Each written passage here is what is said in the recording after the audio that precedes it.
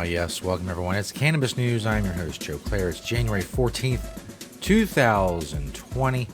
The show, as always, of course, is presented to you by the Marijuana Times. MarijuanaTimes.org is where you can find us. Click that video tab there to find the show. A bunch of great articles as well. MarijuanaTimes.org. Today we're talking about law enforcement and why we should care or not care about what they think about medical marijuana. We'll also talk about marijuana law reform out in the southwest of the U.S., the efforts in 2020 being mounted for legalization in Arizona and New Mexico. All of that coming up. But first, of course, Cannabis News is brought to you by Natureside, nature-side.com. And their organic, all-natural pesticides grow safe and poison-free with Natureside. Don't use harmful, yucky, awful chemicals in what you're growing. Don't use banned pesticides. Be regulatory compliant. You can do all of these things with Natureside, nature-side.com, a proud sponsor of Cannabis News. Thank you. Once again, Natureside. This first story is by yours truly at MarijuanaTimes.org. Why do we care what law enforcement thinks about medicine? Basically, Tennessee, they are mounting another effort this year, 2020, for medical marijuana legalization, as are many states, especially in the southeast of the United States. Of course, they have to go to the legislature to do this. And one of the obstacles to this in the past, not an obstacle they hope to overcome this time, is Tennessee law enforcement. They had some kind of little symposium. They talked with representatives by the Tennessee Association of Chiefs of Police, the Tennessee Sheriff's Association, and the Tennessee Bureau of Investigation. Senator Janice Bowling is a Republican, is the lead sponsor of medical marijuana legislation that she hopes to bring to the floor later this year. So we wouldn't have had this meeting had we not needed their support and desired their support. I hope we can get their support for their sake as well as ours, because I was once where they are. I know if they will read the research and they will study, they will have a different view. Here's my problem, the premise of the whole article that I wrote.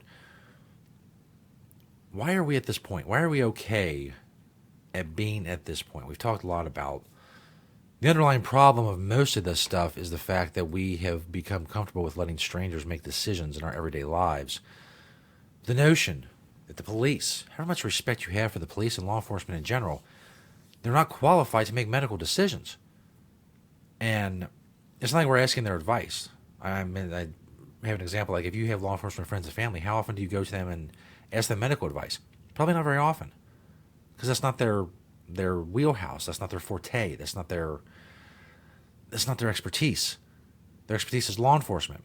So you don't ask them medical questions.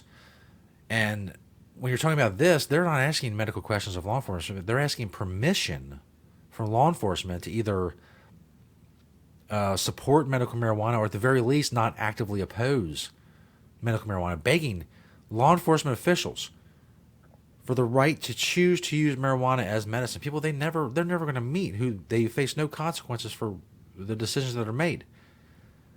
Again, it's that disconnect where strangers in some far-off state capital are making decisions for us. In this case, those strangers happen to be law enforcement. What qualifies them to make these decisions?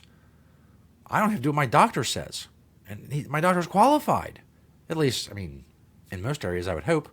Maybe not so much in medical marijuana. That's still a thing that's being introduced in medical schools around the country. But why don't I go to am I going to stop some cop and say, I got this mole. I got this mole in my arm. What do you think it is?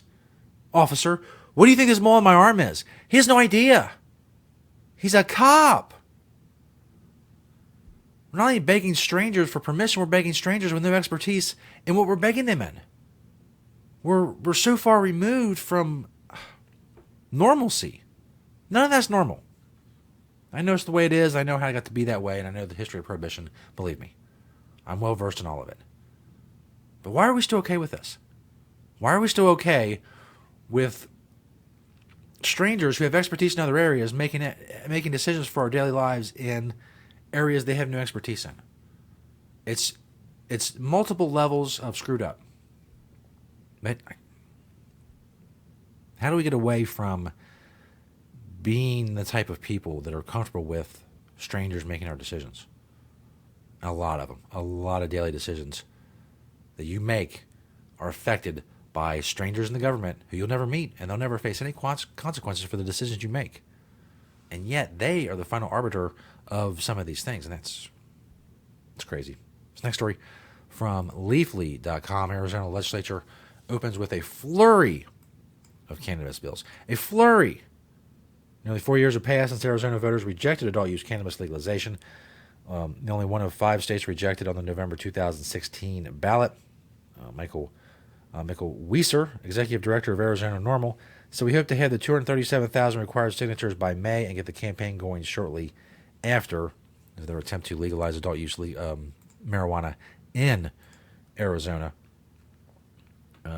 Disagreements about the business interests and growing rights, according to Weiser, have been ironed out, and Arizona's cannabis industry finds itself, quote, more unified than ever, end quote. To make up for the 2.5% loss 4 years ago, Weiser has already started campaigning in rural Arizona. He called the non-urban demographic vital for success at the ballot box.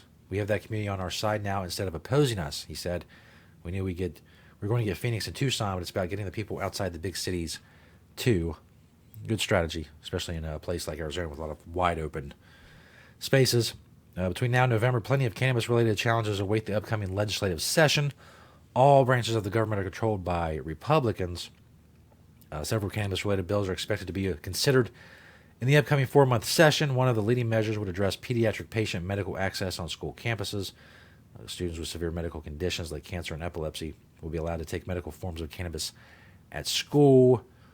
Another measure deals with pesticides in the medical cannabis growing process. An expected bill would specifically ban the use of pesticides at cultivation facilities, except for those not regulated by the U.S. Insecticide, Fungicide, and Rodenticide Act. I'm sure that's an exciting read. I'm going to get a hold of a copy of that.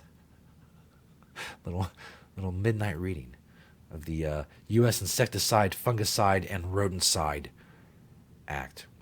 Sponsored by Republican Majority Whip Senator Sonny Borelli, the pesticide bill would specifically target the fungicide Eagle 20.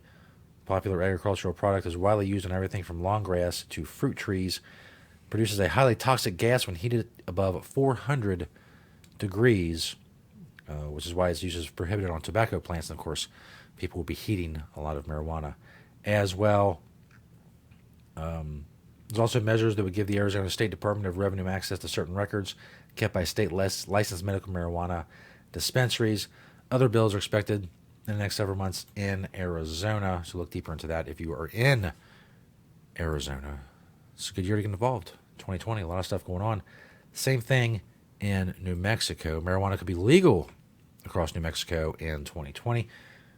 And the Las Cruces City Council spent Monday hearing about the benefits from state and local leaders. Pat Davis from the governor's marijuana legalization work group told city councilors that in the first year of the state legalizing cannabis, 11,000 jobs could be created throughout the state. Josie Mills, a manager at Ultra Health Dispensary, agrees. Said if you go to Colorado right now, you would see a dispensary in every store. And each of those dispensaries has 5 or 6 employees. That alone is creating jobs. So if it's legalized down here, it's going to be the same way. A study done by the governor's office shows that 73% of New Mexico voters would support legalization. 63% say it's important to legalize. And 40% of voting adults would purchase cannabis products. I don't know how accurate that number is. But again, maybe I don't know what's going on in New Mexico. I know it's hot. Maybe that could account for a lot of people thinking, you know what? Try this cannabis thing. I live in New Mexico. It's very hot here. Bring on the cannabis. In any case. So New Mexico is going to be another state on our radar this year. There's a ton of them. A ton. Throughout 2020, they're going to be looking at. Stick with Cannabis News. We're here 5 days a week covering all of the cannabis news. We'll cover the states. We'll cover what's going on federally. All of that stuff.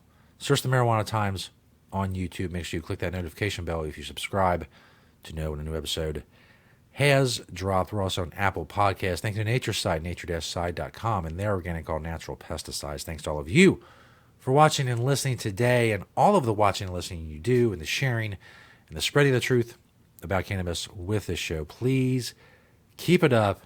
2020 is a big year, and we're going to be here covering it, and we need your help to get the word out and get these episodes in front of people. We're growing. We continue to grow, closing on 3,000 subscribers on YouTube. And that's awesome. Let's keep it up. Thanks for watching and listening today. We'll see you next time right here on Cannabis News.